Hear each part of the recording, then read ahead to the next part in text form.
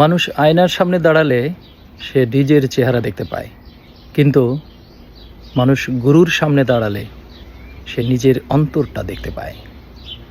তাহলে আপনার চেহারা দেখার জন্য সামনে লাগে আয়না, আর আপনার অন্তর দেখার জন্য আপনার সামনে লাগে গুরু। অর্থাৎ মুর্শিদের সামনে দাঁড়ালে আপনি আপনার নিজের ভেতরের যে চেহারা, সেই চেহারাটা দেখতে পাবেন। নিজের ভেতরে যে শয়তান, খান্নাসরূপী শয়তান, মরদুদরূপী শয়তান, ইবলিসরূপী শয়তান বসে আছে, সেই শয়তানকে চিনিয়ে দেয় হচ্ছে মুর্শিদ।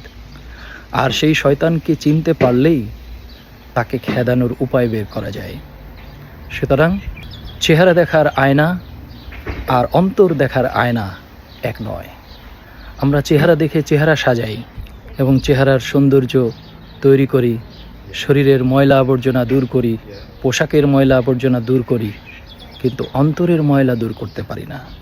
তাই অন্তরের ময়লা দূর করতে হলে গুরুর সামনে অবশ্যই মাথা নত করে বসতে হবে।